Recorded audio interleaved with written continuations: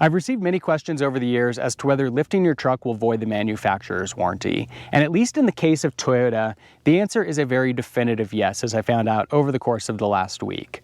I discovered a small patch of oil on my garage floor, so I crawled underneath the Tundra and found that there were multiple oil leaks coming from the front drive axle. So I scheduled an appointment at my local Toyota dealership, Toyota Kendall in Bend, took it in to have it inspected. They confirmed the issue, but then told me that my warranty is voided because of my 2-inch leveling kit.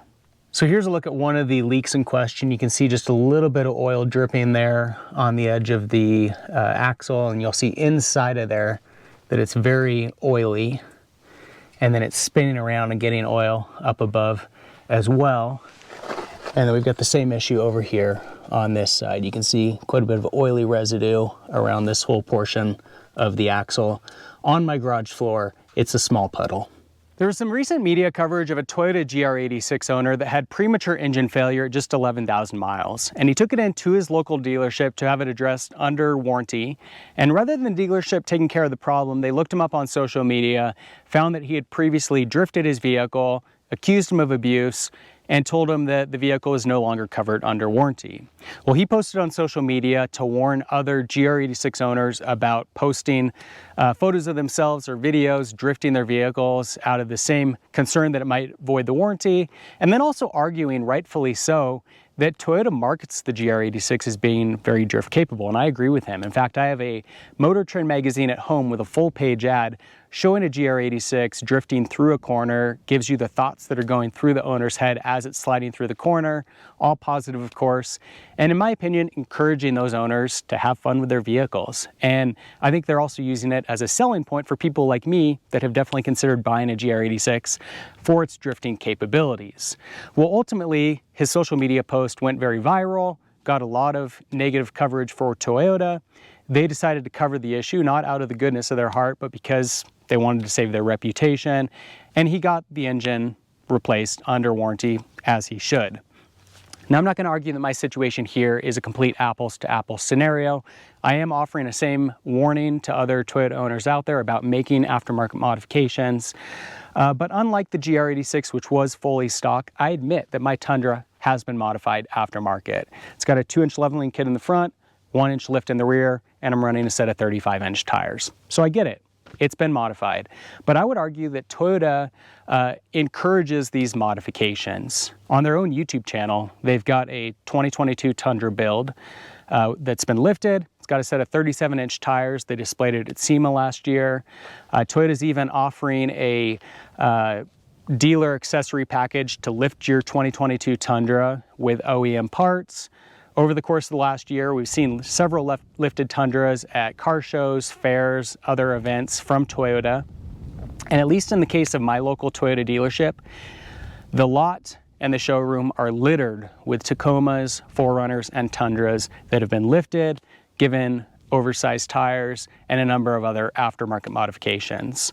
So in the same vein, I would argue that Toyota is suggesting that their trucks and SUVs are capable of handling lift kits and oversized tires and other modifications.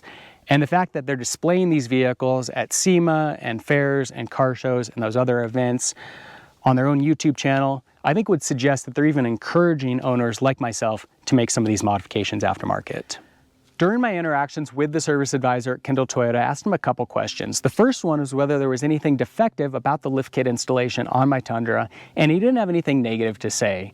Ultimately, what he told me is that any lift kit on a new Toyota product will void the warranty. It doesn't matter if you've installed it yourself, had it installed by a professional, or even had it installed at the dealership. In the case of the vehicles that are sitting on the dealership lot at my local Toyota dealer, he said that if there were issues like what I've got going on with my Tundra, those would not be covered by Toyota, they would be covered by the dealership. So then I asked him whether they disclosed to the buyers of these brand new Toyotas sitting on their lots that have been lifted, given aftermarket tires, other modifications, whether they disclosed to those buyers that the modifications that the dealership has made are actually voiding the manufacturer's warranty and ultimately go against the recommendations from Toyota and may lead to major mechanical failures long term, and he wouldn't say anything.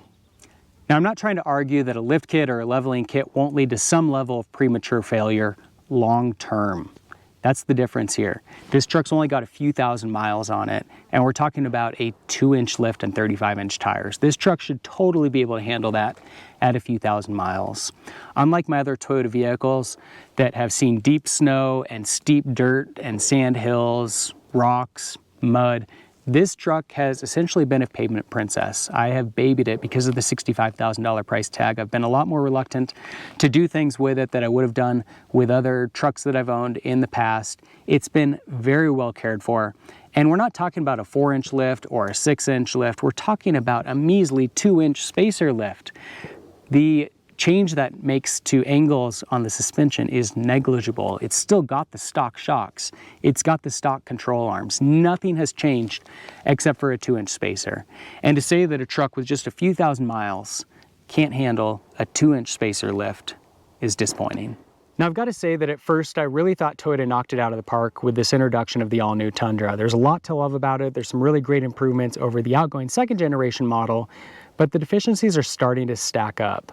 I think for me, these leaks in the front axle and the lack of warranty coverage are the final straw and mark the end of the honeymoon period that I've experienced with my 2022 Tundra. We've all heard about the wastegate issues that Toyota had right off the bat with the Tundras. Major mechanical issue, huge long lead times, and a very involved replacement to get that problem fixed. It's been an absolute nightmare for owners that have experienced that problem. And although I haven't experienced a wastegate issue on my Tundra just yet, who's to say that I'm not out of the woods? And now that Toyota is saying that my warranty is voided because of my leveling kit and my 35-inch tires, same thing. I mean, who's to say that they won't deny coverage of a wastegate issue on my truck during that 36,000 mile warranty period?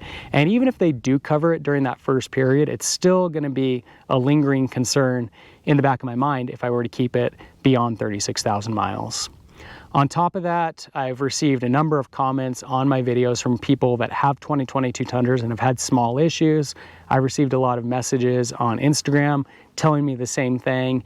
And I mentioned in a recent video that I was sitting at a stop sign and my truck stalled out, went into a limp mode, and I lost all power. So that was definitely concerning for a Toyota that's only got a few thousand miles.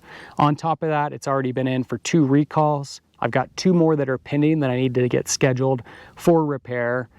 I've mentioned that the gas mileage is terrible on these new trucks. It's basically on par with the outgoing 5.7 liter V8, but at least with the 5.7, it was bulletproof.